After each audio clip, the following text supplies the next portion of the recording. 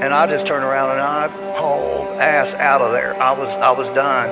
I wasn't dealing with that. The hypocrisy of the cult is one of the things that turned me away the quickest. When I turned my headlights on, it turned and looked at us. And one of the things I remember the most were the eyes were glowing red.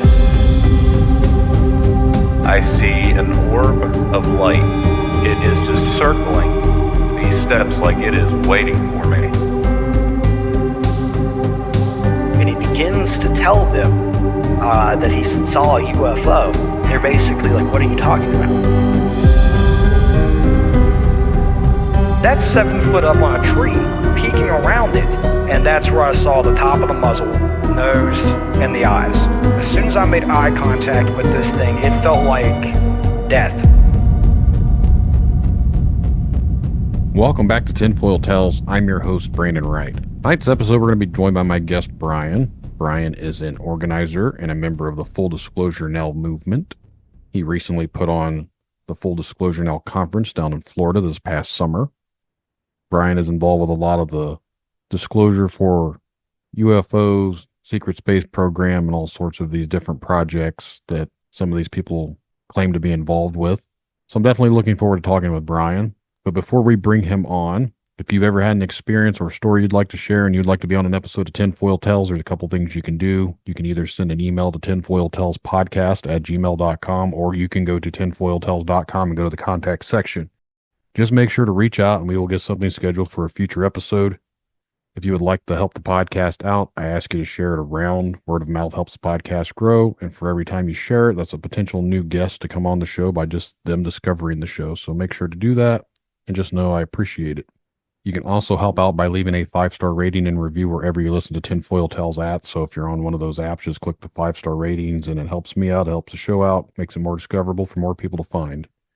You can also join the Patreon and become a member. You get early access to all the episodes, and they're all ad-free. There's some exclusive content over there, too. It's only $1.99 a month. It's worth checking out. Make sure to follow me around on all the social medias. All the links for that is in the show notes. We're going to go ahead now and dive on into the conversation with Brian and get this thing going. So sit back, relax, and enjoy the show. I'd like to take this time to welcome my guest tonight, Brian. Brian, thanks for coming on here and talking with me. Oh, it's great to be here, Brandon. It's my first time on your show, so I always love getting out onto new platforms and to new audiences. My full moniker that I go by is Brian Tseng, the Solar Bee. How did you come across what the name was Solar Bee? Is there any specific meaning to that? Yeah, there is actually. Just the funny part of how I got it was after I went to Occidental College in LA. I'm an East Coast American-born Chinese guy from Pennsylvania, New York, and New Jersey. And I went to Occidental College in Los Angeles. And after getting out around thereabouts, I had a roommate buddy. And he was coming up to me one day. He's like, "Yo, B, what's up, B? Like, what are we doing tonight, B?" Or something like that. It's like, B, like, are you calling me a bitch? Yeah. He's like, "No, bro. Your name's Brian. B for Brian. What up, yo, B dog, B." Like, duh, I'm sorry. So he was so offended, and I felt so dumb that I was like, "What? You like, are you dissing me?" He's like, "No, bro." So like, Brian the B. And then I've been going to Burning Man since the year 2000. So I took the name Playa Bee for at Burning Man, the dry lake bed. It's called the Playa. And so you kind of get nicknames out there at this fun festival. And then I sold solar for a while for Tesla and their cars and other solar companies. So I adopted the name Solar Bee and I've got a little symbol, and it's kind of part of my branding personally. But I've since learned that ET species, a lot of the ways that they identify themselves is by their home main prime star. And so our prime star is Sol, right? So I'm Solar B, or, B of Soul. So to me, it's kind of fun, especially the fact that as a volunteer organizer with the full disclosure movement, I get to interact all the time with people who have ET contacts or they're contactees of extraterrestrial groups, either through telepathy and remote viewing and because of the Star Seed program. So I've talked with a few people that have been involved in some of these things, and I've always outright said to people, like, for my entire show, I am a very skeptical person in general. So I don't try and prove or disprove anything, but when it comes to these topics, for some reason, I get so much hate. I don't know if it's because people are just so like set in their ways that they don't want to learn about stuff like this. They don't want to talk about stuff like this. And then I get people that are within your communities that are, every time I have a new guest, they're like, that person's not honest, this and that. And they say they are. It's not So it's strange. I want to address that because it's a really important um, topic that you're touching on here, Brandon. You know, um, in the community, and I'm going to say, it's easily on the dumpster fire platform that is Facebook. I've Hmm. already maxed out like pretty much. I'm at like my 5,000 limit, and I try to like keep it like 4,995 about, so I can, in case some of the friend requests that I sent out there to people I really want to friend me, they take my friend request, right? Right. And so that just goes to show you that like a community, like I could pretty much find, boom, 5,000 people online. The vast majority of my contacts are like people who are truthers, patriots, secret space program, ET contactees, whistleblowers, those sorts of people. And Hmm. so there's a ton of people out there with testimonies, but it doesn't mean that everybody is automatically on the same side, say in the full disclosure movement, because not everybody, and even if they are real in their testimony, their original testimony, they did survive a program. They are a military abductee, a targeted individual, and X, Y, and Z. It doesn't mean that in the here and now they're necessarily working together with everyone else on the shared mission, as the main mission to advance humanity and liberate us and the earth through full disclosure of the good, the bad, and the ugly. Some of them want clicks. They're trying to sell merchandise. They've fallen in love perhaps with a lifestyle of going around a conference circuit and being on interviews and then maybe some people have done a great job on the circuit, deservedly so, and then there are people who are sour grapes about those people. Okay, and you've got all of that in the community. And unfortunately, a lot of the squeakier, angrier wheels tend to be heard more just because they're more vocal and visible. Right. But sadly, that overshadows a lot of the amazing community. Like I said, I've got 5,000 contacts. It's like the vast majority are folks in our community here, the paranormal, the cryptid community as well. And we all get along and work great together and love to be on each other's shows and to promote each other's good work and get our testimonies out there to be part of the larger tapestry that, whether you call it the full disclosure movement, full disclosure now, total exposure movement. Some people have suggested that name. I always joke it gives me visions of me jumping out on stage in like a trench coat, to flash people. Total exposure now. So, Well, but I hope that helps a bit. And then there's specific examples that I'm happy to go into. Um, well, that yeah. one thing and I won't name names because that's not what I do, but there's specific people that have reached out and I've talked with some people and I've mentioned stuff about the communities or whatever. And before we ever even had an interview set up, I had heard your name and you are some multi-millionaire guy that's apparently in charge of all of this stuff. So I guess for the record, are you some multi-millionaire corporation guy? Well, not really. Okay. let's put it this way. Let me just take you through my history. Remember how I said I'm from American-born Chinese from Hmm. the East Coast? My father, during the end of World War II, went, because his father, right, during the whole mess that was World War II in China, my grandfather ended up with the Chiang Kai-shek faction in Taiwan, and then I guess from there got a visa and was a relatively, not I guess wealthy businessman, but for Chinese standards of those times, your upper middle class wealthy Chinese guy, I guess. And I don't know even too much about my own family history. Okay, mind you, got to come over from Taiwan to New York City, and owned some restaurants and laundromats on the East Coast. And my dad was a delivery driver, for one of the Chinese restaurants where he met my mom, who her father was a cook for the U.S. Army when they were in China during World War II. And because he served for them, the U.S. Army, and got that veteran status, he went from China to Hong Kong and then came over with grandma on my mom's side to New York City. And that's where my mom, unfortunately, my granddad on my mom's side, he died of tuberculosis and died of a complication on an operating table. I think it was like he was allergic to the anesthetic or something like that.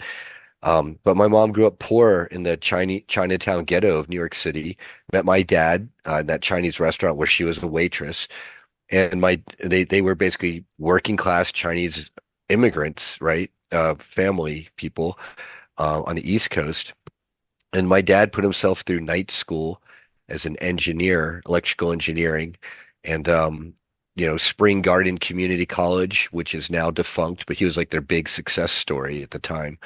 And he started a company out of our basement called Tseng Labs Inc., which helped revolutionize the computer graphics field during the 80s and 90s on the IBM PC side. And so he did really well, and he became a multimillionaire.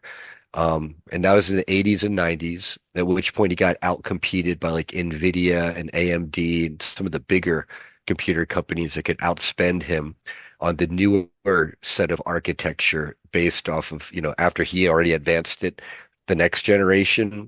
So he just, cashed out and retired happily, and was able to put the three sons, myself, my two brothers, I'm the eldest, through college and, whatever education we wanted. I got to become a full-time organizer after my biochem degree at Occidental College for 7 years, 5 times full-time, 5 years full-time, 3 years part-time, doing medical advocacy, working with medical doctors to fight medical denials and deal with corporate and government healthcare policies and just shitty policies and shenanigans, by organizing the doctors together with patients and local businesses and communities. And I was able to do that all because of my father in Tseng Labs. Unfortunately, he took the bioweapons cocktails. He believed in the American dream, and he didn't believe in the conspiracy stuff I was trying to tell him about. And he died last November of multiple blood clots in the brain after being perfectly healthy. So, leaving my mom and the three brothers behind. And so a portion of that wealth he left to me. And, when I turned 40, and I've burned through the vast majority of that wealth. So I might at one point have had over $1 million to burn through, and now I've burned through the vast majority of it. I owe the IRS, for burning through certain funds that I've spent on the movement. I spent $145,000 on the first conference, Full Disclosure Now conference here in July 2024 in St. Pete Beach, Florida, and I made 40,000. So that means I'm down only 105,000 on my first go round. In the meantime, I'm happy to show you or anybody, my PayPal account. I've been sending money out personally to people out there in the community to keep them afloat, help them get their testimonies and their books out there, not get evicted, get out of very bad targeted situations. Some people that I've helped, because they're still not healed from their own traumas, have turned around and said really nasty things about me, especially if I cut them off and said, okay, I can't just, be your ATM for the rest of our lives. That's a sad reality. Right. Um, I've been called everything from a CIA, Illuminati, controlled asset handler, Draco, reptilian, possessed person, bully with a demonic altar, and um, all of that and combinations of that. So, and I've been called a lot of good things too. I as many detractors as I have, actually, I'd say I've got 10 times, as many friends and people, loved ones. So, I do didn't I want to. feel, yeah. I was gonna say I didn't want to make it into like this big thing, but like for me, I wanted to get some clarification for the audience because I knew you were spending your own money to do this conference. I knew you'd been helping people out, but you have a bad rep for people like you said you've even helped out in the past. So I was just trying to get some clarification, just so everyone knows, like you're not this, like you mentioned the demon man or whatever. Because Well, I this was what my I whole was told thing. months ago Yeah. was that you were Okay. basically you were a military uh disinformation agent. That's why you had all the money and all the funding or whatever, because you were keeping everyone in the dark. That was the original rumor I heard sometime last year. I mean, to me, it's hilarious because my pedigree resume is pretty clear. I mean, you can literally go on the internet, Sang Labs, Wikipedia, see newspaper clippings of my father. I've got the family photos to show for it. Yeah, the picture of my now dead dad from the jabs. I'm such a disinformation agent with such a high level clearance. My dad died of the bioweapon jabs, and I was begging him and the rest of my family not to take this whole time, right? Right. So, my whole thing is ye shall know them by their fruits is one of my favorite sayings. It's like, how do you know who I am? You're going to know who I am by what I bring to the community and bring, if I help to move the meter for the better or the worse in this world for all of us. And uh, I like to think that by, the conference is a good demonstration of leadership there to say, hey, I'll put my money, my time, my reputation, myself in the crosshairs to facilitate the movement because it's my analysis and so many others that we will never have our collective Star Trek future until we have full disclosure of the good, the bad, and the ugly of the secret space programs, the Montauk Project, the time travel, the MK Ultra, the underground military bases, the children with the blood products that I won't say because I don't want to get you and all of us banned for the umpteenth time. Right? Oh, that's not real. Well, sure, I'm as unreal as that stuff is unreal, or rather, I'm as real as that stuff is apparently real.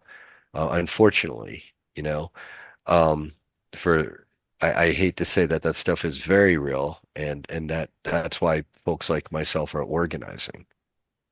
No, I understand all that. Like I said, I just for some reason these topics when I have like interviews with guests, this is the only one where I get so much like I'll get emails from people where I'll get comments left on like Spotify or YouTube or whatever. And I've had some outlandish stuff on my show, like things that I would think would be like if I was an average person that didn't know anything about it, I'd love to listen to it, but like this stuff's crazy. But I'm a lot more open minded than obviously some of the other people. But when it comes to this topic, for some strange reason, I get people so full of hate and anger and they want to talk about the guest. And I get told I need to do better job of or vetting guests and I don't need to talk to these type. I feel like when I'm getting that, first of all, it's my show. I'll talk to whoever I want.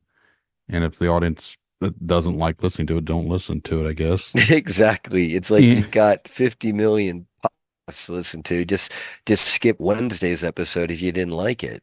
Right. But for some reason, everyone is entitled to their opinion and they always have to let me know when they don't like something, which, hey, whatever. But there you go, Brandon. I think that that phenomenon is you're going to get those vocal toxic people, but are you not getting as many positive comments for every troll comment that you get? At least not at least at a 1-to-1 ratio. I'd expect at least the good comments to at least be even, if not outnumber the negative. For the most part, I get positive stuff, but to be honest, I don't get a whole lot of feedback from too many people. Like, it's the reason the negative sticks out the most is because they're very, very hateful about it. Well, let me speak to it. And I'm happy to name names because some of these names have named me, so and it's okay. Like Rocco Fowler, for example. We were speaking briefly about him before the show. He's a personal friend of mine. Even when he will flip out and say horrible, terrible things about me, and then he'll apologize. And I've got the messages, it's not like I don't have the receipts. And and when Rocco is in his better places, he himself will admit that, yes, I'm a good friend, and he's been on my show, or I've been on his shows before. So having said that, Rocco and some of the others who have been in these programs, they have literally been through satanic MK Ultra mind control abuse since they were children. And in Rocco's case, in addition to being in the Montauk Project, he is a Montauk boy or Montauk kid, because there are also Montauk girls. In the here and now, he also got to go through the foster system. And so by his own testimony, he's been doubly abused. Okay. And there are times when he himself will, sometimes he'll sing my praises. I've helped him. I've been there for him. I've not ever turned my back on Rocco. If anyone's blocking him, or blocking someone, he blocked me, and then he unblocks me and, apologizes, and there we go again.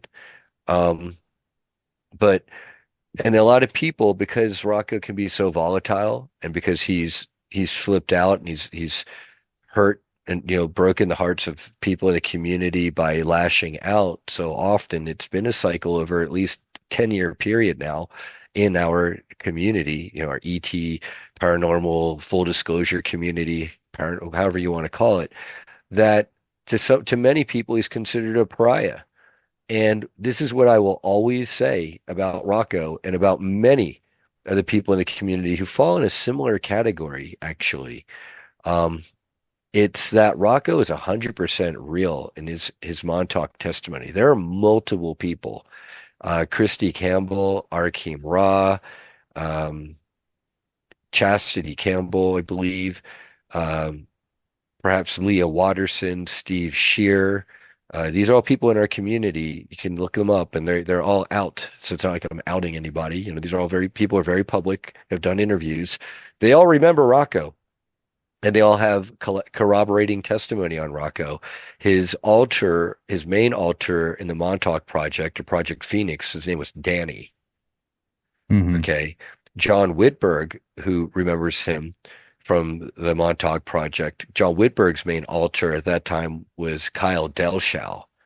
John Whitberg also wrote a free ebook on Scribd.com called The Man with Periwinkle Eyes, which is about Project Ibis, which is a related project, a related Montauk project, to put it that way, where they were basically targeting people in the reincarnation cycle who were the reincarnated beings or souls of beings who were considered to be more powerful in different ages of human history, particularly ancient Egypt, and targeting these people, defining what family, like where they were going to be born into, because they've got remote viewing and psychics and mystical, practitioners of the arts.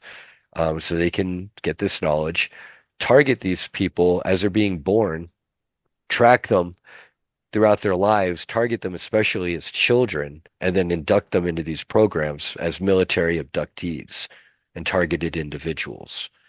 And then from there, they were using a lot of this Montauk type technology to do consciousness transfer from their child bodies into avatar bodies, just like shown in the movie Avatar. I know there's a Mhm. lot of disclosure in movies. And also utilize time travel for time missions. For me, like I said, I've talked with John, I've talked with Rocco, and I've talked to several other people.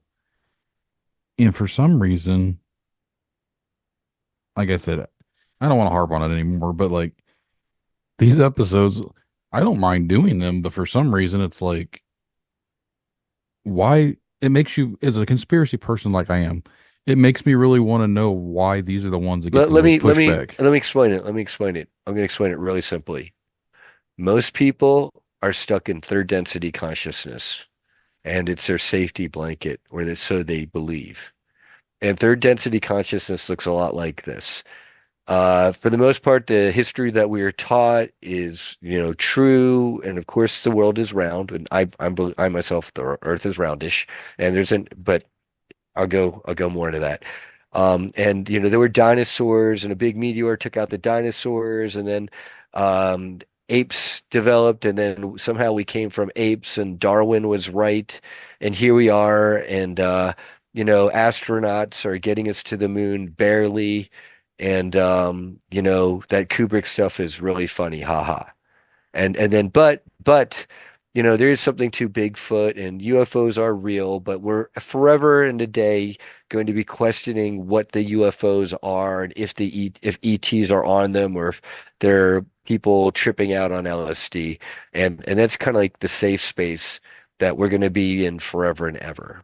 To me, that sums up the normie third density matrix reality, quote unquote. Is that fair? I would agree. Okay. Once you start getting into interdimensionality, time travel, the fact that you've got ETs, good, the bad, the ugly, who are service to other, service to self, with the service to self, the negative oriented ones, having cut deals with satanic worshipping Illuminati Luciferians in our government at the highest reaches or all reaches of power, and the celebrities and the royal families and the islands of rich people in the Caribbean, right? All Hmm. that is all tied together to even secret space programs and bad Germans in space, pigs in space, that funny, the Muppets, right? But it's like bad Germans in space, having breakaway colonies. Now you've torn the lid off the can of worms that was the third density construct of happiness reality to some people felt safe in for whatever reason. And you've made it so much more. And and the testimony of people, especially from things like the Montauk Project and talking about secret space programs, that really gets much more into that fourth and fifth and higher density area. And I'm happy to go into like densities and um, the Montauk Project and the foundation for the secret space programs and the exopolitics of it all to broaden it out and maybe give people a better basis to understand where all this is coming from. Yeah, if you'd like to. But before we do, I was going to actually ask, how did you get involved in all of this? Yeah, yeah, absolutely. I consider myself a second wave starseed per the Dolores Cannon tradition. Okay.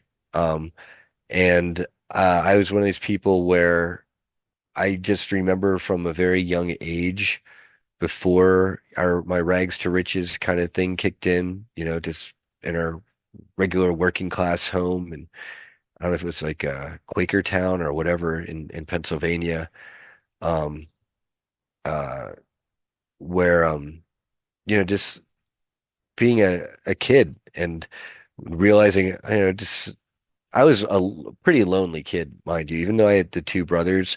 Michael, the youngest, didn't come along until 10 years after Jason and I. Jason and I didn't really get along. So, and then my dad was mostly at work a lot of the time, first at work, working for Xerox or whoever before he got fired by them, and then starting the company out of our basement.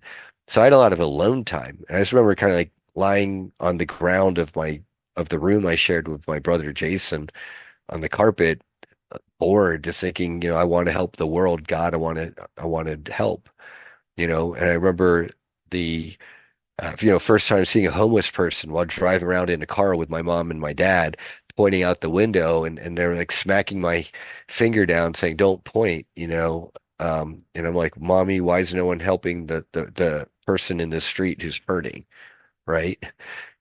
And um, from there, I went to my dad going rags to riches, with our family, and letting me go to Occidental College to get my biochem degree. I thought I was going to like figure out how to genetically modify plants or bacteria to clean up oil spills. That was like, that's what I wanted to do. It's like my vision, To help save the planet. yeah, save the planet, right? And make money doing it. And then do bigger and better projects. And that was my vision, right? As like a naive 18-year-old.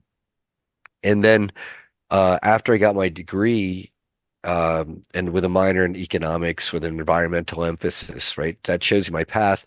Trying my hand in the pharmaceutical field sucked.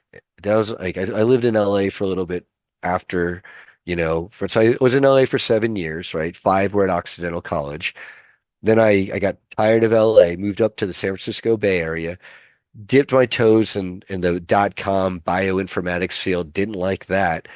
Found Physicians Organizing Committee, became a full-time volunteer for 5 years, learned organizing from really skilled organizers. These are movement people who've dedicated their lives, people who were there during like, the going back to like the Cesar Chavez days, okay, and almost like the MLK days, and some of that leadership having been messed with by the authorities, and even one was even murdered. That's a different testimony for another day. But that person trained the people who trained me. And I was happily living in the Bay Area for a while until the scamdemic hit. And at that point, the organizing drive, they unfortunately didn't take a stand against the jabbies and the whole scamdemic. And I saw it for what it was from day one. Because they're kind of stuck in the third density matrix construct, unfortunately, too. It's amazing the work that they do. And I went my separate ways, and I became a prepper up here in Nevada with my wife and some friends, now my business partners. And I rethought, and I went to a Contact in the Desert last year and this year. I watched podcasts like Journey to Truth and listened to podcasts like this. And I learned about the 20 and Back programs through Tony Rodriguez and Laura Eisenhower, and the work of Tyler Koala and Aaron Kuhn on Journey to Truth. They've gotten the testimonies of many other people like Jackie Kenner and a guy, I forget his name, but he testifies to being at the underground base at Diego Garcia, okay, and then how terrible it is. And I realized this was real. And I friended Sean Bond of the Psionic League. He's amazing, great friend to this day on Facebook. And through him, and that was with my new account after Facebook banned my first original account of like 15 years, after I was trying to warn everyone off the bioweapon cocktails, saying don't roll up your sleeves. I got banned for the misinformation that turned out is 100% real and true. And I was demoralized. But when I friended Sean Bond and friended a lot of people in this community, the Secret Space Program community, and got to speak with people. And remember, I have 8 years of organizing and medical advocacy. So I've done a lot of advocacy cases with people where I write out their timeline with them. And then I write out their timeline in plain English. And then I figure out their demands. Usually is to get someone heart surgery or cancer treatment, or sometimes I even got to work, visit farm worker organizing drives and do farm worker advocacy, get their heat turned back on.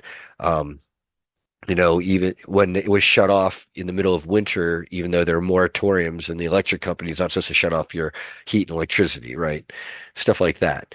And I began to apply that to the full disclosure movement because in seeing the testimonies of people who have been abducted to deep underground military bases, as testified by Phil Schneider, and Alex Collier and so many others, and that was going back to the 90s to people all the way now today to the 2020s. I've realized very much so that these people are real. All these hidden technologies, all these inventors have been murdered off because they were going to bring us clean energy technologies or anti-gravity technologies, and all sorts of wonderful medical technologies. All the men in black, all the UFO sightings, seeing all the remote viewers who are blind remote viewing, blind scientific remote viewing. People like Tony Rodriguez and his testimony as written down in his novel, his not novel, his book, because it's a real testimony. It's not like science fiction. It's real. Series Colony Cavalier, which involves the Ceres colony as part of the breakaway space colonies that are out there, that humanity has out there seated in space. And on a blind scientific basis, they confirmed it with like at least 4 remote viewers doing 2-hour remote viewing sessions each. Imagine I take 4 people, okay, give them an envelope with just a number written on it. And there's nothing in the envelope. Doesn't have to be. Okay, just a piece of paper, a number. Okay. And they each go into a room and a studio room and record a 1 to 2 hour session. And they draw it out there. They may be even telepathically interacting with beings and recording it all. Okay. It's all about the same exact subject matter. Okay. When they come out. And so you've got 8 hours of testimony that's all about the same exact topic. And they blind remote viewed it and they didn't even know what they were going into. And it's funny when I talk to my friends at the Farside Institute, Yemi Genet, and now Aziz Brown, I hope will join us next year at our conference, as well as Yemi. She doesn't even, a lot of these remote viewing sessions, it's like she'll go and do the session, record it, and then she's done with it. And she doesn't really retain much of the information or care to.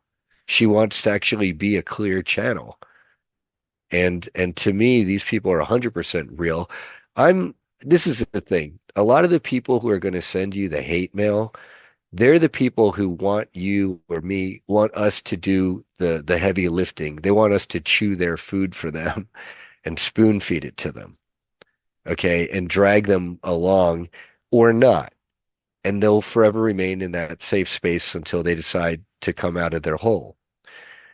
I'm way past that. I'm surrounded by people they're telepathic. They can see auras. I've had enough of my own clairvoyant dreams or my own life path and knowings or synchronicities and just amazing things, and seen enough in the sky or had enough of my own paranormal experiences. You don't need to convince me that there's a higher density reality than third density matrix consensus thing that we, call reality here today. No, I agree that there's more to what is out there than what we are stuck here believing. Mm. I've definitely had some of my own weird stuff that's gone on, and I believe that there's more than just this. I've said it on many episodes, like I'm not saying paranormal stuff or ghost, but I'm saying maybe they're from a different plane of existence, a different different frequency, a different realm. Well, why not call them ghosts? Sure.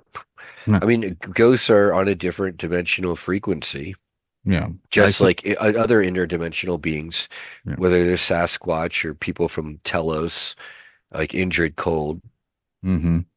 So that's kind of where I lean into on that side. Like that is my perspective of things, is I'm over on that side of the field, and I don't think people really understand it so they kind of don't listen to it and they don't like it because it doesn't make a lot of sense. But if you actually are able to have an experience of something, I think you're more open to it. But the people that don't have any sort of experiences, I don't think they can fully understand. And yeah, it's absolutely, it's really sad. It's sad because I would hazard to guess that a lot of those people who say they've never had a paranormal experience probably have had one and they just didn't realize it. Yeah, that's where I've also said too, is I think a lot of people have experiences, but they don't realize that they're having them. Exactly. Exactly. Or they had it and then they realized it at the time and they wrote it off. And I talk about this a lot. I consider there's there's in our community, I mentioned the Dolores Cannon first, second, and third wave, and I consider myself, you're probably a second waver like myself. I consider the older generation, the first wave generation, the people who took the arrows in the back, they had a much more difficult time just convincing people that UFOs existed in the first place and that the paranormal was a thing. And unfortunately, there's also this old guard in ufology where I joke if a UFO landed on their head the next day, they wouldn't believe in UFOs. Right. They joke, "Wow, Brian, that was some really good LSD you stuck in my coffee, and boy, you must have gotten us in one heck of a car wreck because I feel really sore, today." But what really happened yesterday? Because on that trip, I thought I saw a UFO, but boy, you must have rigged up some hologram or something, Mm-hmm. No, And I'm I like, no, understand. really, dude, it was a UFO. No, I'm not kidding. Like, hey, come on. Like, what am I, you don't believe me? You still don't believe me? Fine. No, I can, I relate to both sides, I guess. Like I said earlier, I try and remain skeptical on a lot of stuff because it kind of keeps me grounded. Just, this will come out here afterwards, but everything. But like, I've been seeing a lot of stuff here today about this oncoming hurricane. Mm. And for me, I believe that we have the abilities to manipulate weather. But I've been seeing people say storms never go into the Gulf. Storms are never in the Gulf. Well, I was like, are we that far away from Katrina to remember where New Orleans is? Like, that's in the Gulf. But Well, we people can are demys people are let's spreading all that around. I'm like, you're not helping the narrative when you're spreading that we stuff can around. we can demystify it. Okay. This is a beauty of the dumpster fire that is Facebook and these other social platforms is despite their censorship, there are a lot of people sharing a lot of amazing information on there. And so, for example, on my feed, even though I get dinged every now and then, I've got a lot of what other people are sharing is the radar imagery Mm-hmm. and satellite imagery of what is very easily identifiable as what looks like heating and ionization of the atmosphere. And you've got these NexRad sites and Gren towers in all sorts of ways that the patents are all there for how they can do atmospheric ionization and heating in combination with cloud seeding and all of that. And so you've got these radar returns showing like these like ionic frequency patterns. You've got the aircraft flight patterns showing these NOAA aircraft flying around like in circles and zigzag patterns where the chemtrails are as people are videographing um, chemtrails appearing. And then what do you know?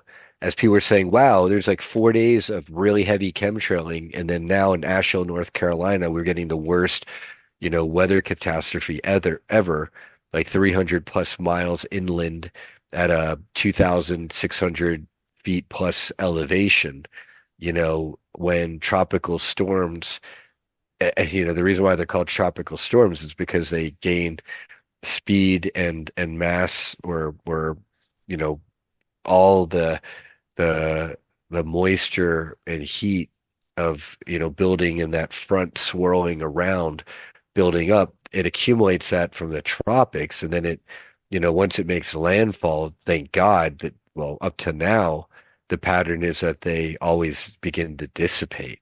Right. They weaken. Right. So the people who say, oh no, weather warfare isn't such a thing. What's like, oh yeah, here's the weather returns. Here's the aircraft. Here's the video of like what a chemtrail plane looks like from a pilot who's disgruntled and is admitting to being a chemtrail pilot. Here's video of a plane with a contrail, quote unquote, right? People are like, oh, those are just contrails. Yeah, well, why is that plane? The contrail is only coming out of one wing. Or Yeah. or like the contrails were coming out of both wings, and now it's only coming out of one wing, and then now it's not coming out of any wings, right? Oh, condensation. It's like after a while, it's like the people who want to stay stuck in stupid are going to have a harder and harder time, and it's okay because as an organizer, I broadcast my message far and wide, but I really am first speaking to the people with the ears to hear and the eyes to see. Yeah. And so the very first episode of this show, it was about weather control. And I said for years, I've always been wondered if we're not doing something because sometimes the weather just seems very, very unnatural. And then you have the science side saying, well, it's global warming. I've always been fascinated with the HARP machine up in Alaska. I mean, first of the science, quote unquote, that science side is such garbage. Right. Okay. It's pushed, and looking at who it's pushed by really, again, you shall know them by their fruits. It's pushed by the same people who tell us you'll own nothing and we shall eat the bugs. Right. Okay. So if you trust those people, then you're down with their narrative of climate change. If you don't, if you say yes, there are some warmer years, but there's also colder years. There's crazy fluctuations. There's also huge linkages to the solar cycles. And then the fact that it looks like there's obvious pole shift that's in the works. And when you attribute those factors, they actually line up much more, I would say, with these climate change models than just your CO2, too much CO2. That's an absolute garbage, yeah, and I have a biochem degree. So if we're to believe in all of that, and we're also supposed to believe in the quote unquote history that's been taught to us, we came out of an ice age, what was it, about 12,000 years ago, roughly? The world had to have heated up somehow. We weren't putting carbons in the air at that point. So how did we come out of an ice age? How did the ice age start? Yeah, exactly. There's so much. Yeah, there's so much more. That's why, and people can call me stupid, but I've always said I'm not saying the science is wrong. I'm just saying for me, it doesn't make sense. The quote unquote science, and I always substitute the S with a dollar sign. Right. Okay, that's the same science pushing the scamdemic and the jabs. It's like, for me, I'll make it really simple. The Earth is round. We have been to the moon. We've got bases on the moon. We've got bases beyond the moon. But the deal is that I think it was the Apollo 15 mission when we got to the moon for that mission, and they were in that crater. They were literally surrounded, at least over the rim of the crater, and there's the audio recordings of that lost on the internet, when they had to switch over to the other channel because they were talking about how they were like ET warcraft, at the crater there, and we were driven away from the moon at that point. And that's where they had to bring in Kubrick to do that fake lunar landing footage, which is garbage. And so a lot of people, they take that as we never got off the Earth, never went to the moon, the Earth is flat. I say, no, it's we went to the moon and we got turned around. It's much greater than that, with the Draco reptilians and all that. And humanity, needing to liberate ourselves. And it's not this other totally, that's like the psyop side. And that's where that's for me, it's a real dividing line between the real movement and the fake psyop bullshit that's meant to, distract people. That's kind of like I was getting at with this whole thing is I know for a fact we've had hurricanes in the Gulf. So like Katrina hit New Orleans, that's up in the Gulf. We had one that hit Houston like 6, 7 years ago. We had one 2 years ago that hit the west side of Florida. And the person that had posted it said we never get hurricanes in the Gulf. I What? mean, yeah, that's So look, I that's mean, what I was referring to as like that's what th- pisses me this off is my is whole thing. Is people are I block trolls, yeah. and then people who make the rest of the audience look really stupid, I definitely block them. That's why I said like that's why I get so annoyed with the misinformation. It's not that I don't believe that we can't manipulate the weather, but when you're spouting off we're controlling the weather, but you're saying we don't get storms in the Gulf, you're making yourself look like an asshole because you don't you're contradicting yourself because everyone remembers the storms that have hit in the last couple of years. I saw one yesterday that said there was no during the whole Trump era there was never any hurricanes. I was like, really? Right. So to me, that's either a paid agent or just a dummy troll. Yeah, and that's And the thing is just from my 8 years of organizing experience from 2003 to 2011 and then on to now, it's like, yeah, I don't waste my time with them. And in fact, that's probably why I've gotten a lot of the hate that I've gotten is that I have infuriated probably some of the better known trolls, and they don't like it. And they don't like having somebody who, because I'm coming here as an advocate who's well researched and I know a lot of these people personally, I can be a pretty, in my opinion at least, coherent spokesperson and show up the haters, the trolls, the doubters, and the misinformation, disinformation specialists.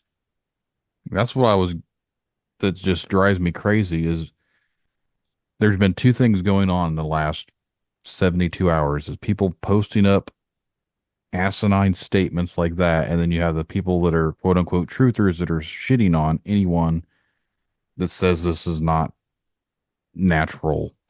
Like they're 100% no, this is how it is. This is just natural. This is blah. It's almost like they flip-flopped, which is strange to me. Like this, Well, of course, because they're stuck in that third density matrix garbage, and that type of defense mechanism or whatever you want to call it, that constant taking of the blue pill, it's that it's going to lead to that's an obvious cognitive dissonance because the further you get down this road of more data, more testimonies, more documentary evidence, more videography, everything. Okay, the more that eggshell of third density garbage gets cracked and gets scattered to the wind. And at that point, those people, these are the same people who forever are ignorant. Oh, they don't know this, they don't know that, they didn't know this, they don't know that. They're all living in a constant state of doubt and cognitive dissonance. And and instead of trying to give them one more fact, it's really dealing with, how just dumb and crappy their own worldview is. And if they can't even admit how dumb and crappy and limited, self-limiting their own worldview is, then how can we possibly broaden their world out to one involving extraterrestrials and other worlds and dimensions and realities? not to shift topics, but that brings me into a good segue. So, extraterrestrials, everyone that listens to this show should obviously know when you hear the word extraterrestrial, we're obviously thinking or speaking of something from a different planet. But the difference is there's also interdimensional. Yeah. So I've talked to someone before and they tried to explain that they're all the same thing.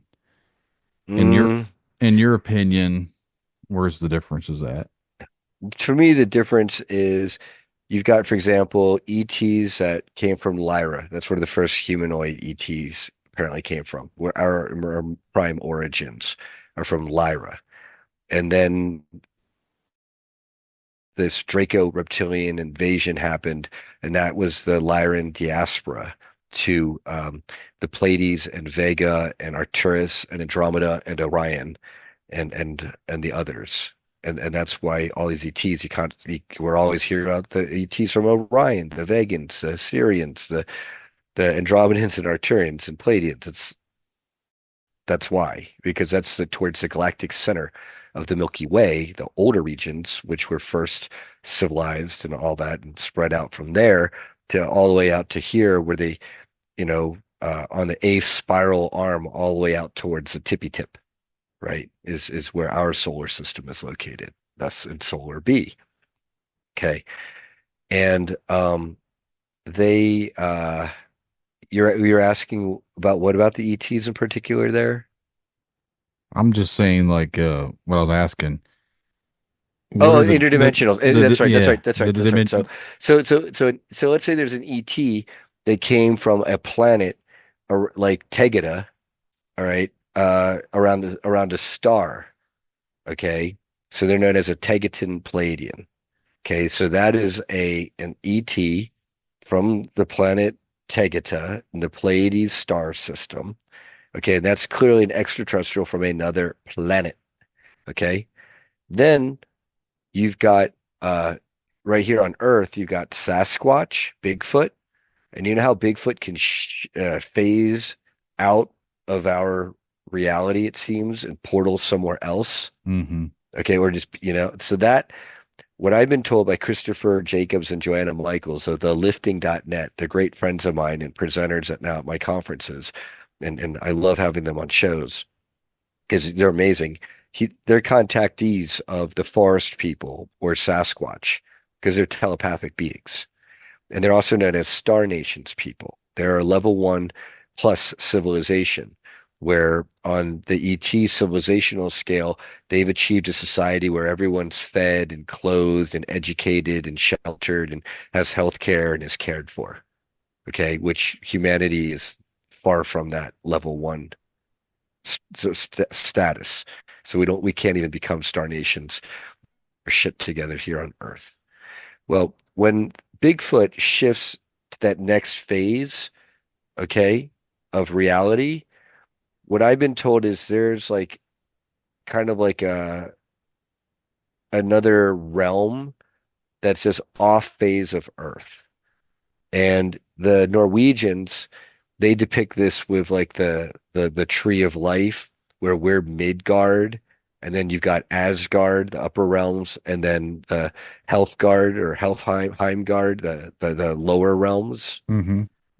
And what Christopher says is, his contacts tell us that's basically the Norwegian people trying to depict the overlay of the realms. He says, think of it like Russian nesting dolls or blankets layered over each other. And they're kind of like layered on top of one another, and you can kind of go from one to the next one under certain conditions. And that's where they're energetically phasing from, I believe, third density here on Earth to fifth density. And when they shift to fifth density, if you are stuck at third density, you can't see them. Humans who are at fourth density and fifth density can see them. And that's where you got people who are like, oh yeah, I see Bigfoot, and like they can telepathically interact with them and stuff. They're operating at a higher density of consciousness. And just like when you see, the typical example is when you try to film a helicopter, and if you're not filming fast enough, it looks like the helicopter blades like aren't moving or barely spinning, or they look really funny. But if and if the helicopter blades are going fast enough and you're filming slow enough, it's like the helicopter blades aren't even there. It's invisible. Okay, literally, it's invisible, at least to the videographer. Well, if you're filming at a high enough rate or a high enough vibration or frequency, okay, or refresh rate, then you can see that the helicopter blades in high density, and you can almost slow them down to where the blade is barely moving, right? Because now you can slow down, with high speed filming, right? That actually brings me up to it's completely off topic, but you said it. I've got ADD brain over here. Um, the slowing down recordings. Now, I know when we all have smartphones these days, Hmm. and everyone's trying to take photos, and they claim that they don't ever get a photo of Bigfoot or they don't get a photo of the UFO or whatever. Has anyone, I wonder, ever really? I know it's heat of the moment. You don't really think about it. Most like my phone, I have slow mo on it. It records at 240. Yeah, yeah. Okay, so the Farsight Institute, they've already been told by their ET contacts, and they've already demonstrated this works. Ideally, you want to be at 160 frames per second and above. I Hmm. think it'll work at 120, but ideally at 160. And then if you can do through infrared, that with an infrared overlay, that and then they what they do is from there they take the recording and then they do a simple color processing to give like a false color to the image to make the craft stand out as they zip across the sky. And they've got great footage. And then all over the internet, and it's not just CGI. This is predating the CGI, and I mean, or at least AI stuff. Um, Great footage of UFOs and even some ET encounters. It's out there. I've seen the footage. I've shared the footage on my own thread plenty of times. Um, the Patterson Gimlin footage of Patty, the Bigfoot, Hmm. with Jessica, the cryptid huntress, who's done remote viewing of that incident on a blind basis, and others, they testify that's real footage. And I think Gimlin, before he died, he released like higher resolution footage, or that footage, but the footage that's been shown around basically got blurred. Right. It's It's not really the it's really freaking lame. Pardon my French. that it's not the And whole version either. There's like a whole right. And extended thing of it. what the deal is apparently the deal is like one of them was like a rancher and he called in these people to hunt down. It was Patty and she might have had two Bigfoot children with her. And maybe she was sick or something, so she couldn't portal out, or she was with her kids, and the hunters killed them. And Jessica, the cryptid huntress, good friend of mine, she testifies it's really sad. She remote viewed that. She remote viewed what it was like to be Patty having bullets whizzing past her head of her and her children, and that they were ultimately shot and killed. And it was a tragic event. Hmm. I haven't heard that one. Yeah, yeah. Apparently, Patterson Gimlin, one's dead. The other one has talked a little bit about this still, and this is a known thing for people who know in the Bigfoot community. Hmm. So Patterson Gimlin, even as a child, that was one of my gateways to the whole world of cryptids because I always thought it was real. My parents and everyone else, that's a man in a suit. Well, It's it's stood the test of time. This has been 50 years or more. and a And the, million people have seen the Bigfoot Sasquatch. right. A million people, and there are plenty of sightings. Um, it's it's at a certain point people are fighting to not believe. It used to be, I want to believe, I want to believe. Now it's like, damn, dude, if you don't believe, it's like like you must be thrice jabbed, my friend. Yeah, I don't know. I feel like there's people out there that are seeing stuff, and I'm not saying that every single person that sees something is actually seeing a Sasquatch, but I also don't say that they're not seeing something. Well, there's other stuff to see too. Yeah. There's dogmen, there's skinwalkers, there's other ETs and interdimensional beings and perhaps even fairy type folk.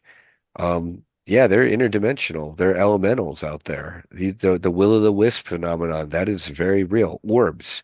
There's plenty of amazing footage of orbs out there all over the internet. Shadow people, you know, again, this is the world I live in now, and I've been living in for some time. So it's not, to me, it's like I don't, I'm tired of arguing with people like, don't play with Ouija boards. Like, those are bad.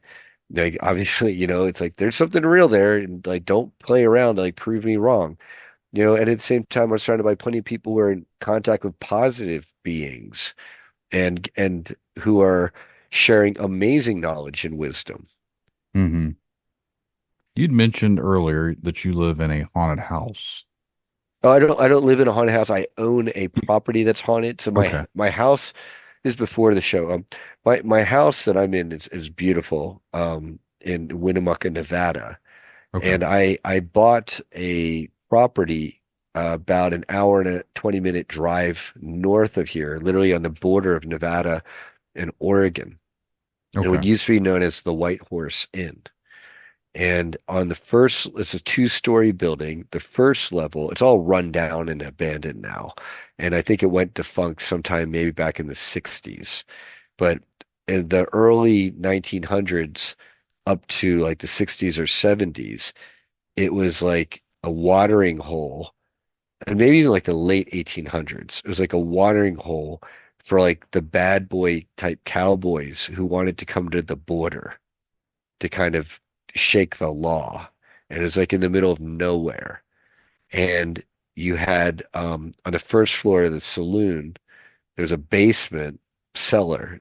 And then on the second floor, on the one side was like the customer side where the cowboys would stay and they'd be entertained by the prostitutes. And then on the other side of the second floor was like the prostitutes, their rooms, which are really tinier, way tiny, like closet size compared to the guest rooms, which also weren't that big, but in comparison. And that property itself is haunted. And it's haunted by um, the ghosts of Chinese people who were murdered there, the ghosts of some of the cowboys who were and prostitutes who were killed there. And then one of the cowboy guys there, he was a serial killer named Eddie or Eduardo. He hates when we call him Eddie, apparently. And hopefully he's passed on. But there's a whole history there related to the region. And I could talk about that if you'd like. Yeah, sure. Okay.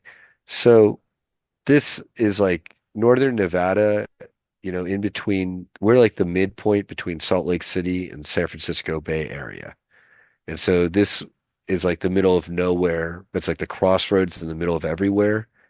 And so um there's a kind of like a Wild West type mentality out here, even to this day. That's why I chose this area to flee San Francisco after the advent of the scamdemic. And you had a lot of the mining of the silver mining and gold mining in the region. Because you got like Silver City and Carson City and Reno, Nevada, all in this area, just region. And you also had the railroads. And you had Chinese people who came out to build the railroads. This is depicted in lots of movies and shows. My favorite right now is Warrior. I forget what platform it's on. It's really good. Because that's what the Bruce Lee series was supposed to be before it got ripped off from turned into Kung Fu. Um, they depict some of this stuff and the Chinese immigrants into the region. And they were discriminated against really badly. Like the way they even talk about it doesn't even tell you how bad they were treated. Like in the one movie Dragon, the Bruce Lee story, they talk about not a Chinaman's chance, where apparently like if they didn't like a Chinese worker, when they lowered them down a rope to set a dynamite charge and have him light the charge, um, they wouldn't pull him up fast enough if they didn't like him. And the joke was not a Chinaman's chance. That's definitely screwed up. Right, right. And so that same mentality was throughout the Wild West, where if you were a Chinese immigrant, working the mines or the railroads, and a white settler or just another immigrant didn't even have to be necessarily native born, literally beat up a Chinaman, a Chinese person, a celestial as they called us back in the day, or even killed us to take our belongings, no one cared. No one gave a shit. Did not matter. You could do it in broad daylight. No one would care. I know it sounds wild, but this is true. If apparently what would happen is the Chinese, they couldn't, because you could get so messed with, it wasn't safe. The Chinese would live in encampments way out of town. And they weren't not like as if they were allowed to live in town or near town anyway, or the good parts of town. They live out of town and a lot of times like up on like the mountaintops or hilltops. And they like walk along the mountaintops instead of along the roads and then come on down into town and then to the general store to buy rice or whatever. And they'd be told, Chinaman, you can wait until all the other proper folks have gotten their provisions, and then we'll see if there's anything left for you. And apparently, these sometimes they be made to wait a day or two, or maybe even three. I don't know. These are just what I've been, the oral tradition of what's been passed down to me from the Mm-hmm. previous owner of this place and other people in the region.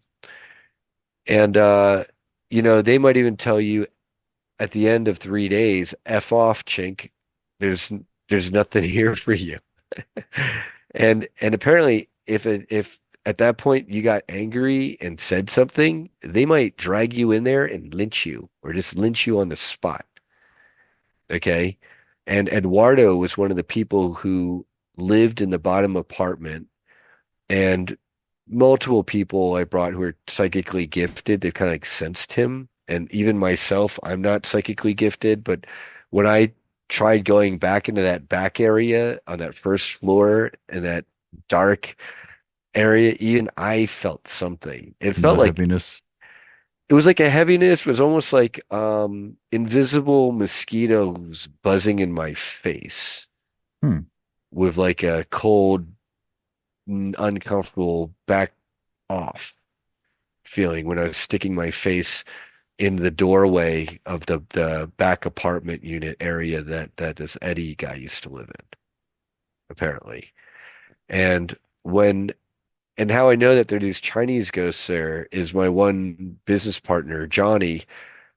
He can see things and he can see auras and he can to some extent help and do healing by laying on hands and praying. I've seen him do it.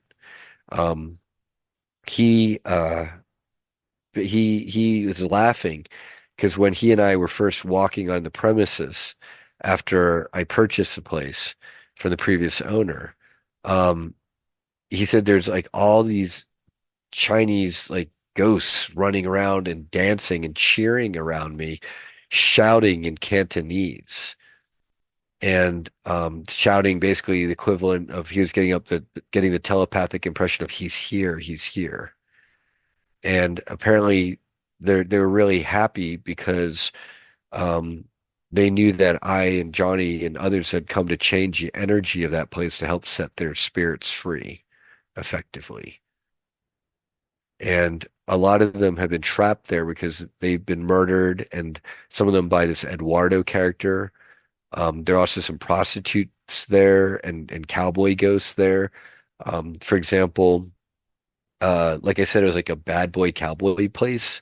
So if you were there and you were known to be wanted and the prostitutes knew, if they were nice, they'd sleep with you first, collect your money, and then they while you're sleeping, they would slit your throat, and then they would collect the reward.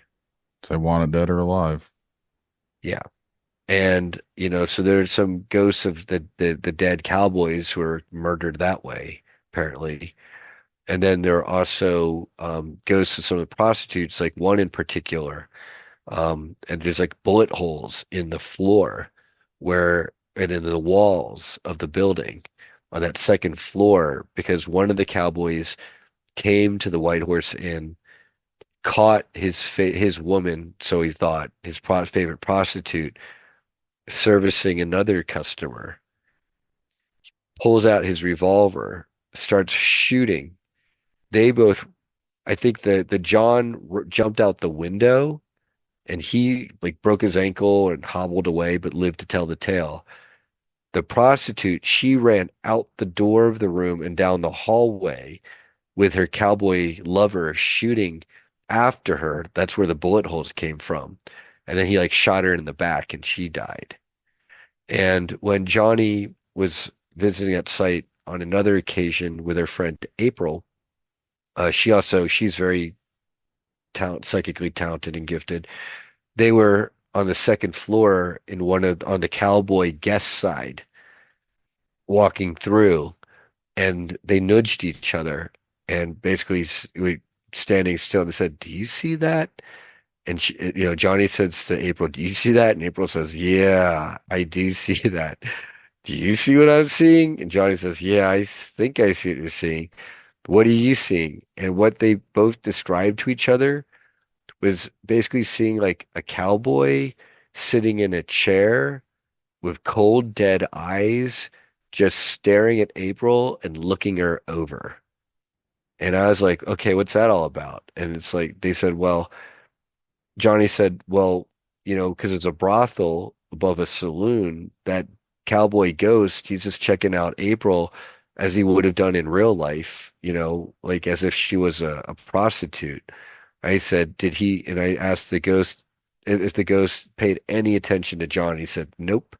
That ghost didn't care about me at all. He only cared about April.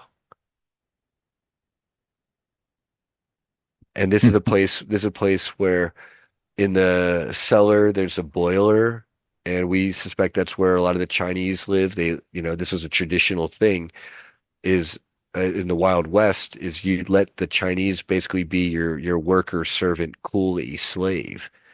And they live on the premises. They'd keep the boiler stoked, so there'd always be hot water. And they'd keep they'd clean the laundry and they'd mop the floors, and you'd let them live in this place. There's literally not only the cellar, there's spaces in between the first and second floor. And we think they also lived literally in those spaces. The living conditions and the way we treated people back in the day, it's just, I don't know. When you hear about the horror stories of what it was like years ago, it's just, It's every bit as rampant today. It's just hidden. yeah, that's what I was going to say. Like, you don't hear about it today, but it still happens. You do. You see the pictures of the kids cobalt mining by hand in the Congo. You see, the people in the Kashmir region, hand mining, whatever they're hand mining. You've got, you've got, this is less talked about, of course, all the childhood and human trafficking, all the abductions. Mm-hmm. And those numbers are just astounding and off the charts where they're kept. When they're kept, and no thanks to the FBI. That is the one topic that I've yet to dive into on this show because I feel like that's going to be the one that gets me shut down. No, it's all related to the same phenomenon. Yeah. It's the missing 411 phenomenon. Is you have a lot of interdimensional portals at these ley lines and places in these national parks and forests. And they also put a lot of these deep underground military bases, either in or adjoining these same forest parklands. And that's why you're getting all these abductions and missing people. Is all of that high strangeness is not safe to be around, unfortunately. I've often wondered if that's not something to do in general with the way our world is designed. Like, obviously they make these natural, like these parks and everything, but I've Yes, always said they pick Earth is a gateway keystone planet. Yeah, I said That's true. For me, it's like I feel like they utilize these places for those purposes, and then like you make the natural resources, these parks, these everything else, they make it to where it's all federal land, so they can control it and everything else. So you don't really know what's going on because you can go That's in 100%. That's why UNESCO exists for areas around the world where the US government can't federalize it, then UNESCO can turn it into a World Heritage Site. Hmm. There's a lot of weird stuff that goes on in parks. My friend is not very skeptical on, or not, I won't, not skeptical, but he's not very into all of this stuff. But I've slowly gotten some people to start looking into parks, and they start looking. There is a lot of weird stuff that goes on in national parks. Like, yes, I've been telling you. Oh yeah, David Paulides has an amazing Missing 411 book series on this. Hmm. When you overlay the cryptid map with a national parks map with a missing persons map, all three overlay. Right. What do you know? Same Like thing after a with, while, it's like like it's like guys, like you're now. It's after a while, people are trying not to see it. The thing is, most people haven't taken the time to research and see all the data and find all the best. I call them the money shots or files. But when you start stacking them up, you get a pretty clear picture pretty quickly. I feel like for years I have been the one person that, and everyone, the whole tinfoil thing came to mind for me because as a kid I was always into the X-Files and whatever else, but like I looked into stuff a little bit deeper. I didn't believe the cover stories and stuff. So you're a conspiracy person. You're a tinfoil hat wearer. So this is like embracing Well, let's that. put a spiritual perspective on this.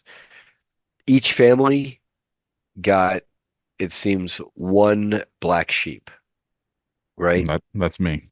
Okay, right, and that's obviously me. And my brothers, Jason and Michael, hate the ground that I walk on for saying that it was the bioweapon cocktails that killed our dad. Okay. So just so the audience knows where I stand, that's how much of a CIA agent asset I am. My own dad died by the bioweapons, and my two brothers hate me for being a conspiracy realist. You know, and my mom, she loves me, so she puts up with it. So, and she also realizes, yeah, I'm right. It was the jabs, and she'll admit it, but she doesn't want to talk about it. It hurts too much. Um, but where was I going with that? Just in terms of, oh yeah, yeah. Each family got a black sheep. It turns out we're a radiant lion. And the way I see it is with us starseed light workers, there aren't enough of us in the population to begin with. So it's kind of like when you've got Christmas lights, you don't keep them all balled up, in a knot, right? You take them into the string and you string them out to best effect on your Hmm. property. Okay. And it's kind of like I feel like God's source did that with each of us. They our mother, father, God distributed us across the planet, incarnating us into our families so that we could be the black sheep, tarred and feathered, and then someday emerge from our cocoons as the radiant golden lions that we are. Someone else told me something similar, and I don't think it was ever on air, but I didn't I don't say this and like give myself a pat on the back or whatever, but they told me that I am doing the Lord's work. I was like, I'm not a religious person. But the Lord's work is spreading love, light, and truth. Yeah.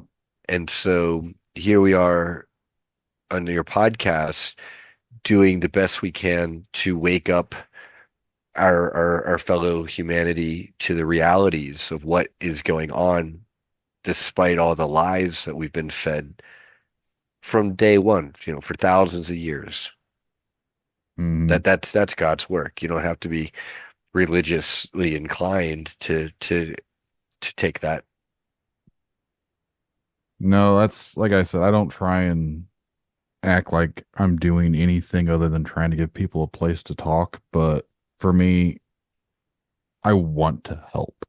And you've been banned for it. Like you said Yeah. yourself, you've been banned from what, YouTube twice? Yeah. So, that what that tells you is you are doing Lord's work because the other side is doing the Luciferian side, the Archon's work. They're trying to do the whole transhumanist negative timeline, false Metatronic timeline. Whereas we're all interested in the positive, higher Christed timeline. I just like I don't worry about the YouTube or the bannings or whatever. If it happens, it happens. At the end of the day, I'm just doing what I enjoy doing. And if people enjoy it, if people get something from it, if it helps people, that's why I do what I do. Yeah, I think that's admirable. And that's, truth and knowledge for the sake of truth and or knowledge and to enrich the community. I think I'm a little bit more utilitarian about it. Like I I want the truth out there to force disclosure from the ground up so that we can have worldwide televised tribunals of the wrongdoers and sort out who the victims of these programs are, and then bring everyone to justice and also repatriate and pay back the victims, the people who deserve justice, or pay back in a good way versus, a noose or an electric chair, which I'll say it, for crimes against humanity, where you're harvesting blood products from little people, you're doing ritual abuse, like those are capital crimes. Like there's not really an argument about that, not in the court of international law. Anyone who wants to argue with me, I'm happy to do so. Um, and yeah, so and then off of that, we want to have um, all of these secret, hidden technologies revealed to humanity so that we can benefit and help turn around our collective health of our society and our environment. And then from there, that gives us access to our Star Trek future. That's the beginning of our Star Trek future. That's where the positive galactics can much more openly interact with us, educate us, even trade with us. That actually will lead us to probably a good spot to where we can maybe wrap this first one up. But I want to talk about the first convention and the one you have coming up for next year. I would love to. Um, the 2024 Full Disclosure Now conference was held at St. Pete Beach at the Serrata Beach Resort. It's in Florida, which, as our listeners should know here, just got walloped by the geoengineered storm that they call Helene. And I think the Serrata, even though they've got like sand washed all the way into their first floor there, they're still operational to be a place to stay for people who've been affected and washed out of their homes in that region. So I already was planning our next conference to return there for 2025, but we're making it a definite point to go back there next year because of showing support for the region, our love for that area and the people. And this year we had over 40 amazing presenters from like we had Laura Eisenhower and Miles Johnston, Carrie Cassidy. So these are some of the bigger names, well-known people. Tony was there. Tony Rodriguez was there, but didn't speak. Yemi Genet of the Farsight Institute. All of this is to be found at Farsight. Sorry, at well, Yemi Genet and Farsight. They're at farsightprime.com, and they're great. I'm a subscriber and a supporter. Huge supporter because I think they're at the forefront of the full disclosure movement. And my website for the conference is fulldisclosuremovement.org. And so you're going to find highlights and then the list of presenters and some video clips of this 2024 year. But then as we go, we're going to add information for upcoming 2025. It's going to be 4 days and nights of presentations on 2 stages. Again, right there at St. Pete Beach. So it's like you walk right out of the resort, which is nicely air conditioned. So it's not like heat is a problem in the middle of July in Florida when you're at the beach in a resort. And you walk right out. There's a pool, beach bar, restaurant, the beach, and the water, which is phenomenon and amazing. And there were plenty of UFO sightings while we were there and before and after. That area, Tampa, is a hotbed for UFO sightings. And it was amazing. People who are longtime conference goers, like Drago Reed, who's a presenter and friend. He said it's the best conference he's ever been to, and he's been going to these for like 13 years. Um, or he's been to at least 13 of them. I forget which one it was, but it's a high compliment. This was our first year. We had less than 7 months to get it off the ground. We had a lot of naysayers where just people were wondering, is it going to be worth trekking to Florida? Is anyone going to show up? And while, yeah, we wish we had more attendance in our first year. It was great. It was fine. Like I said, I lost money, but um, we set a real precedent because everyone wants to come back next year and bring their friends.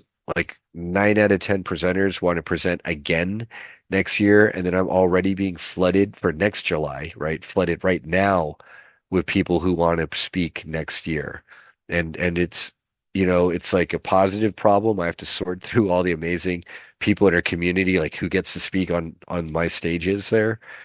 Um, and then after the 4 days and nights of our conference, we are again teaming up with our sister event, Day of Being, now in their 5th year. So it's Day of Being 5.0.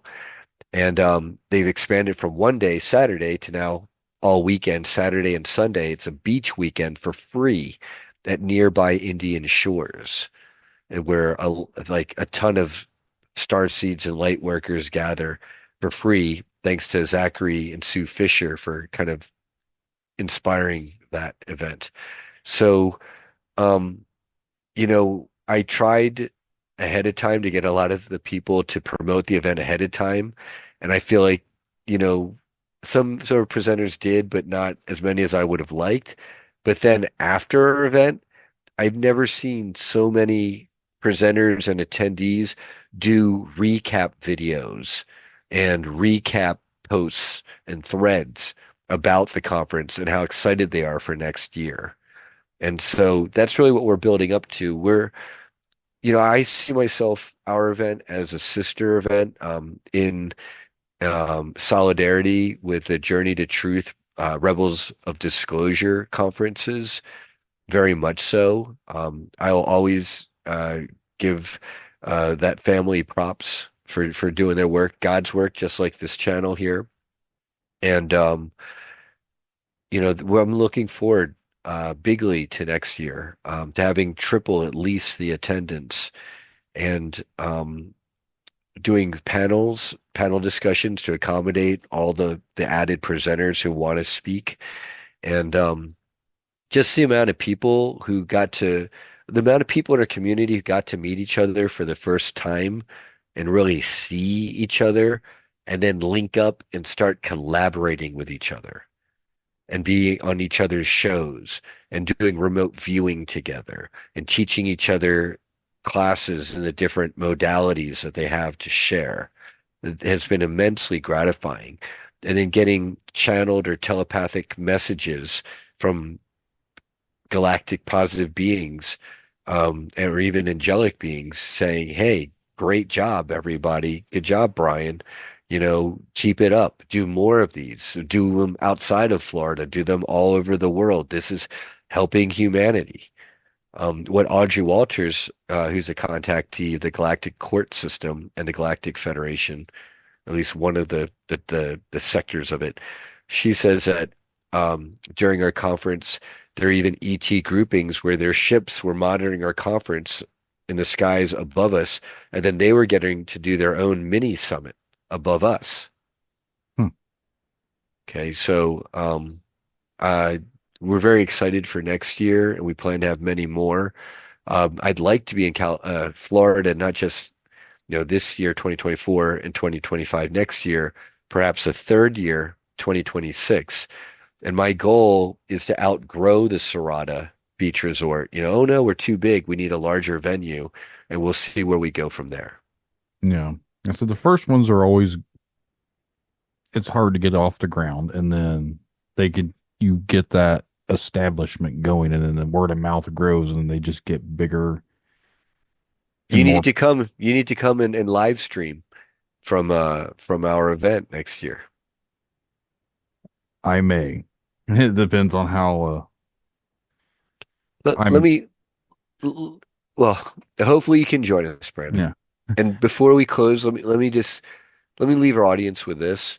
Um, I co-organized a 2023 Montauk Adventure Tour with James Rink and others, about like 25 other people, on the 80th anniversary of the Philadelphia experiment, which is very much related to the Montauk project. And so we were at Montauk Point there by Camp Hero last summer, and getting to be with real life survivors of that project and getting to speak with them together and separately and cross question them and have like Arkeem Ra was having a memory with Chastity Campbell, not Christina Campbell, it was a different Campbell, Chastity Campbell now, where they're both in the cages, or Chastity was in the cage and maybe Arkeem was outside of the cage, and they're both at the underground base there at Camp Hero under like Battery 218, I think it is. And Chastity is like had been freshly abducted from her family, and she's like naked and crying in this cage, and she'd just been like hosed down or whatever, or shocked. That's what they did to these kids. That was just for starters. And she's crying at Arkeem saying, "My parents are gonna come find me." And Arakim, who's older than her, I think he's like older by at least 4 years or so, um, you know, obviously even today, right? Um, was telling her, no, you're never going to be found. You're trapped here like the rest of us. None of us are ever going to see our parents again. He'd already been there for like 4 years and was like jaded and bitter, as you can tell. And so we're there at on this Montauk Adventure Tour, and these are two survivors of the Montauk Project. And Arkeem is saying to Chastity, "Do you remember when I was chiding you and making fun of you and being mean to you when we were locked up in the cages together?" And Chastity, they're both crying, and Chastity's nodding and saying yes. And Arkeem says, "I was really shitty. I'm really sorry I did that. I shouldn't have done that." And they're crying and hugged each other. And, Chastity, obviously accepted his apology. And, that was one memory. I got to see two people, like, they're not making that up. Okay. Um, and they're two of the people who remember Rocco Fowler, right? So for all you Rocco Fowler haters out there, take that. Um, I also, some of them, while we were standing there by the lighthouse at Montauk Point, they remember doing quote unquote flying lessons. And they remember as Montauk kids, as part of the project, they would be told to run off the edge of that cliff. It's like a 40 plus foot drop, at least 40 feet, I think. And down to rocks, and then the water. So you got to like run and jump out if you're going to clear those rocks to make the water even. And they would do flying lessons. And some would remember like not being able to fly and falling and being taken to the infirmary and being thrown in the regen tank that they had there, or literally being able to fly like Peter Pan, running out and laughing and running out into space and maybe doing a loop the loop and then running back to the land. And the song Lost Boys, sung by Ruth B. It talks about like Peter Pan and flying over a town that never cared about them. Apparently, that song was written by Eve Howard in the secret space programs and was stolen from her. And many of these great music and songs were stolen by people in the secret space programs and in the Montauk projects. I hadn't heard that one. Yeah, Donald Marshall talks about this too, with the cloning centers and having songs and music stolen from him. Have to look more into that one. I actually spoke with Eve a while back.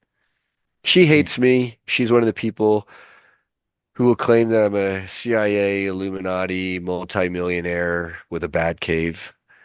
I don't exactly know why she's blocked a bunch of people in her community, because she thinks or says we're agents or whatnot, or doesn't like us for some reason. And it hurts me because actually I like Eve. I want to work with her.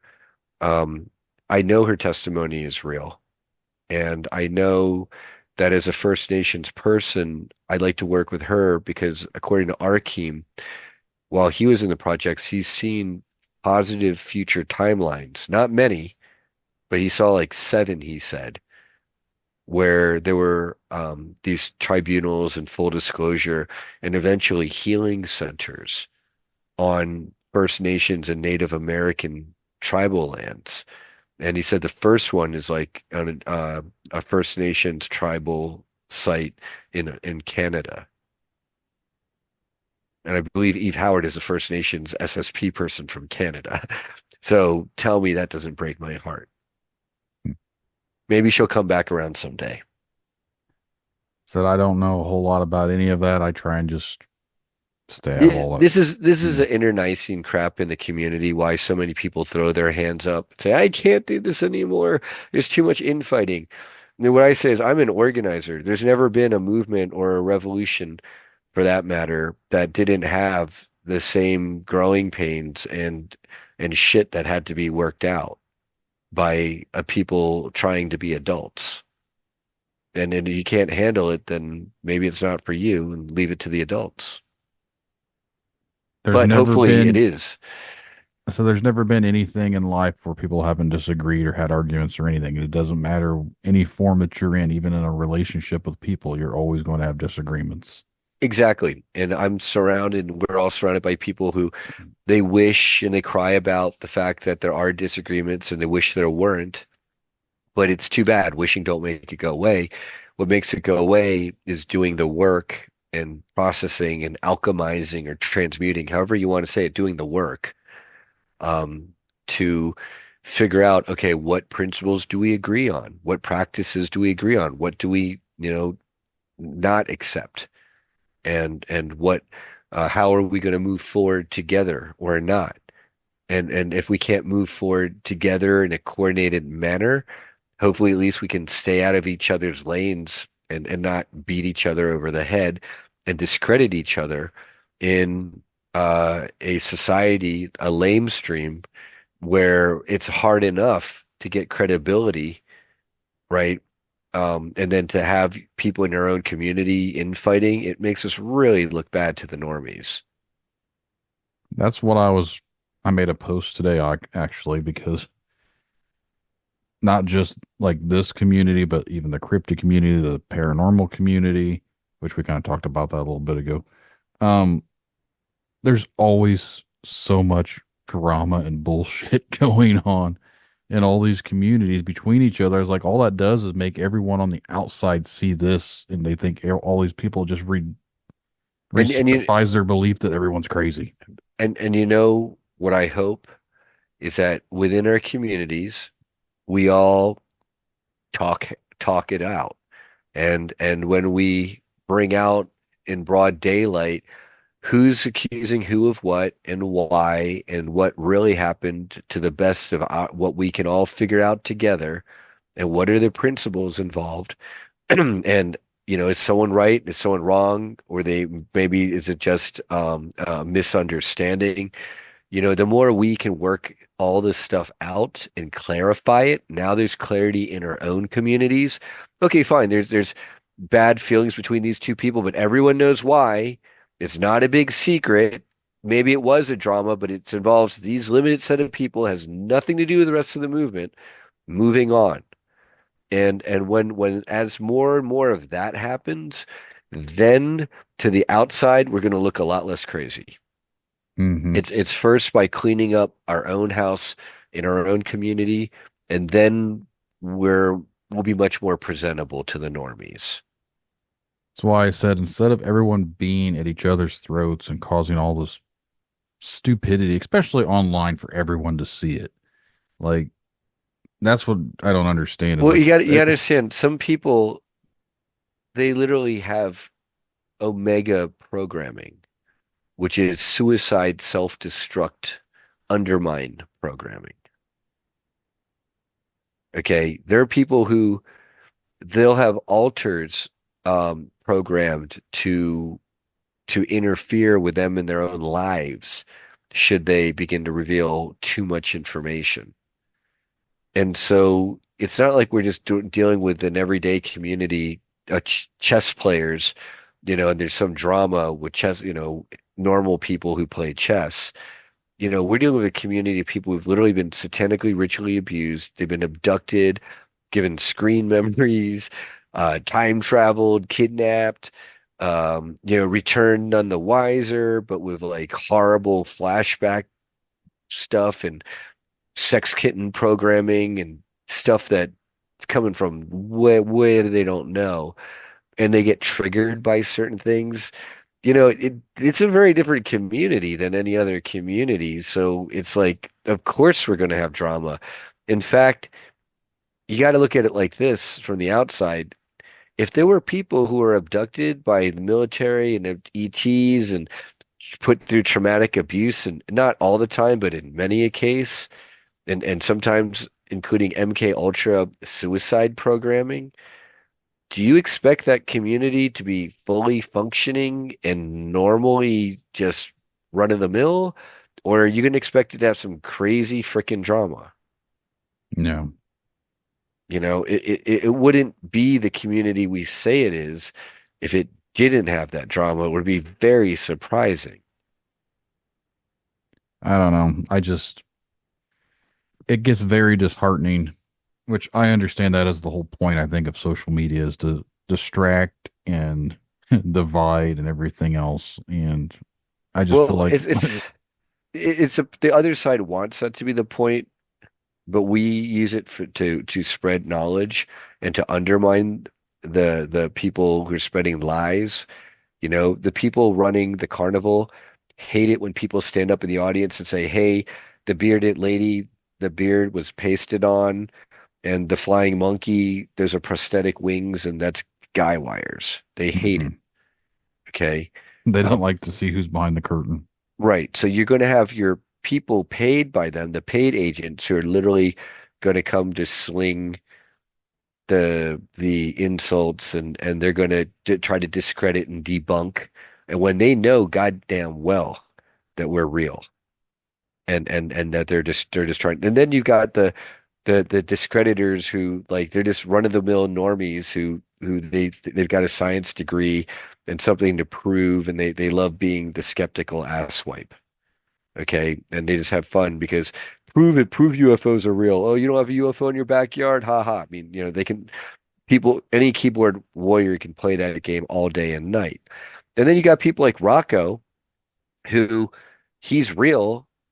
And then the first year and a half I knew Rocco, he himself, even though he's had certain recalls of secret space program memories, i.e. being in space, okay, or flying a ship or being in a spacecraft or being on another planet, and he was in denial because of his programming. And yeah, he said talking about the foster system and the satanic ritual abuse, but the secret space program stuff that everyone else in the community is telling him he was a part of, all of us were full of shit. This is from someone who now he's got a lot of recall. Even when he backslides and talks crap about people, he still has recall. He's already shared and done enough interviews and written down enough detailed memories that are in 100% lined up with everyone else. That he's a perfect example of someone who's in the community. He's done a lot to discredit himself in this community, but he's totally real. And when you dial down and look at it that closely, the Rocco Fowler phenomenon, if you will, then you're going to see that we're real. And that that this P. Diddy stuff is just the tip of the iceberg, and it's all linked together. That was something else, and we'll end it on this little note, but that was something else that one of my fellow podcasting friends and shared a video, and another quote unquote truther podcaster went off in a tirade because he shared something about Diddy and oil, and he claims this guy was spreading misinformation, but he is also a conspiracy podcast. I was like, so why are you attacking someone else's, like, just sharing? I mean, P. Diddy, there's like 20 plus years of documented evidence of him being a pedophile rapist. There's court records of this. There's bodyguard Gene Deal. There's people like Justin Bieber, who has been an usher who themselves were directly abused by P. Diddy. I mean, yeah, that rabbit hole, there's so many worms that have already spilled out of that can. Anyone who's try to deny that, I just find laughable. That's what I don't understand. Like, if you're a podcast in the same vein as mine, where you talk about topics like this and you talk about conspiracies, how are you going to flip the switch when something doesn't match what you think is your version of reality? So they're podcasters who like to, they think that by coming up with something original or contrary, they're being somehow original, and then they'll take some dumb premise perhaps and run with it. And then there are literally paid agents where they receive money from CIA Operation Mockingbird types to insert messaging. I'll give you an example. Johnny Enoch, a good friend of mine, was told by a certain producer of a certain new age streaming service that begins with a G, that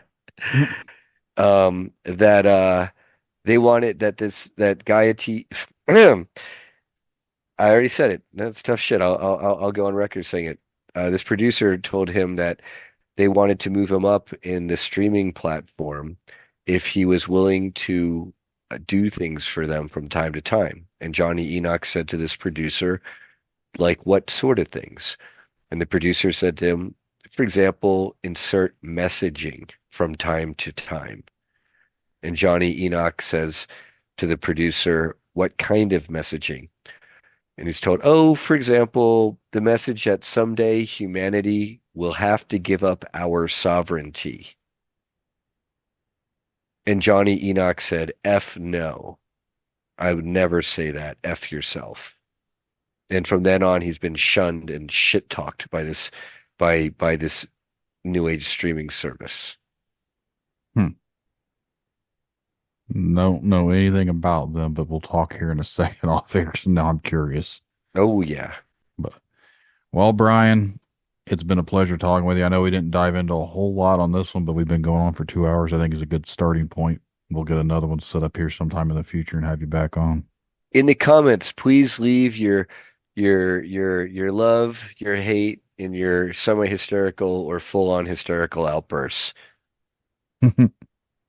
So if this makes it on YouTube, if it doesn't get banned, or if I'm not banned before then, because I've got some episodes coming out that might be controversial for them, but we'll see what happens.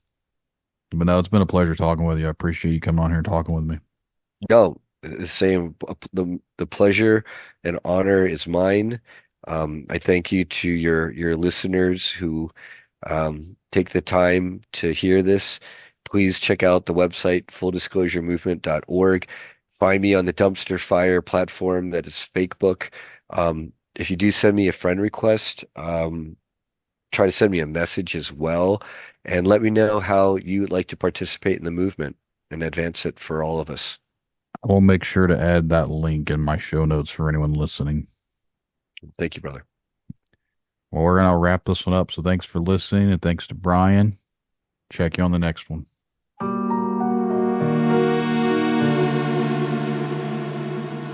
And that's the show, everyone. I really hope you guys enjoyed the conversations. If you would like to be a guest on Tinfoil Tales, remember to send an email to tinfoiltalespodcast@gmail.com or go to the contact section of tinfoiltales.com. Just get your message to me. We'll get something scheduled for a future episode. And just remember, the truth lies in the stories we share, the connections we make. Stay curious, stay open-minded. Thank you all for joining us on this journey. And until next time, keep questioning, keep seeking, and keep exploring the unknown. Good night, everyone. Tinfoil Tales in the headphones. Yeah, it's time to rock. Got a story about a cryptid creature. Let's take a walk. Bigfoot, Dogman, they're out there in the dark. But the truth is out there like an alien spark. UFO sightings got the whole world shook. Conspiracies unfold like a story in a book. Media control, trying to keep us blind. But oh, before gonna use my whole mind. In history, they don't want us to know the secrets they hide, the truth they won't show. Dominate our society, they keep us in chains.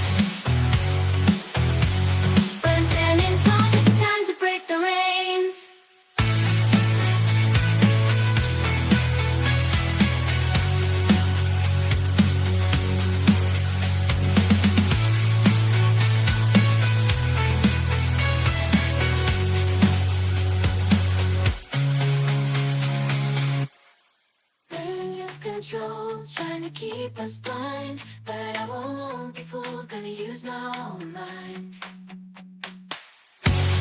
In history, they don't want us to know the secrets they're hiding, the truth they won't show.